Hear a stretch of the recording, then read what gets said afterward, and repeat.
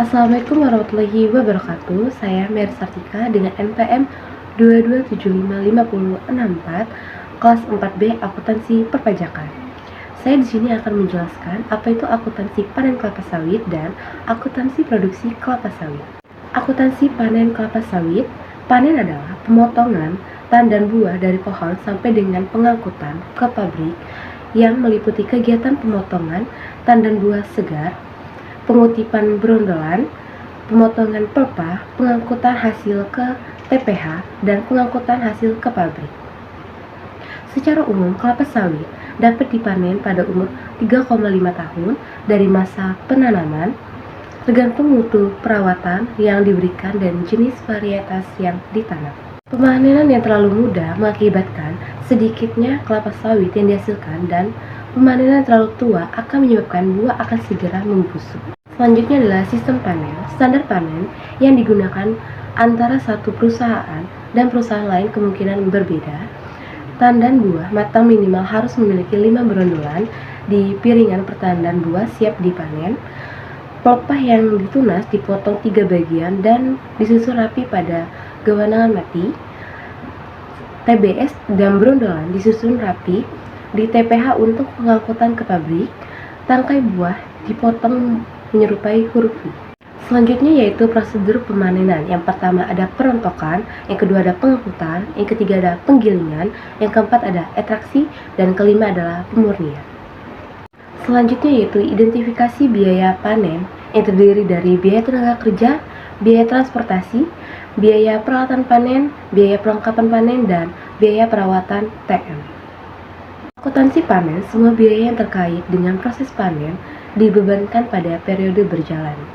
Aset biologis yang dihasilkan dari proses panen diakui pada nilai wajarnya dikurangi dengan biaya penjualan pada tanggal panen, seperti aset biologis TBS pada keuntungan penilaian nilai wajar TBS, lalu persediaan TBS pada aset biologis TBS.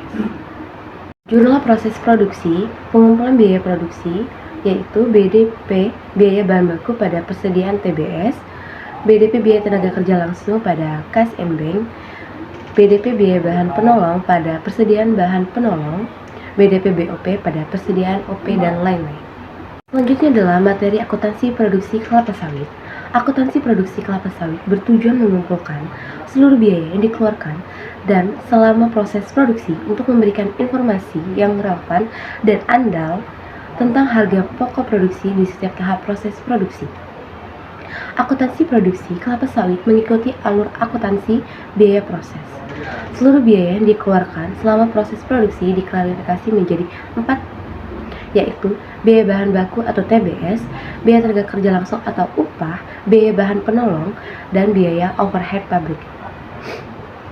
Selanjutnya adalah di dalam lingkungan sistem informasi akuntansi yang serba terkomputerisasi, sistem akuntansi yang akan dapat secara tepat menangkap setiap biaya produksi yang dikeluarkan.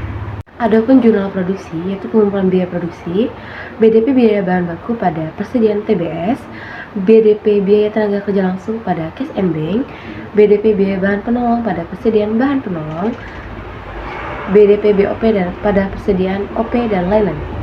Jurnal proses produksi, pengakuan persediaan barang jadi, persediaan barang jadi pada BDP biaya bahan baku, BDP biaya tenaga kerja langsung, BDP biaya bahan penolong, dan BDP BOP.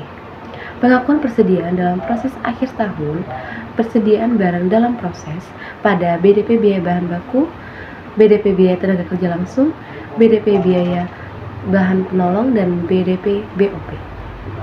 Selanjutnya adalah jurnal penjualan barang jadi, bank atau piutang pada penjualan, beban pokok penjualan pada persediaan barang jadi.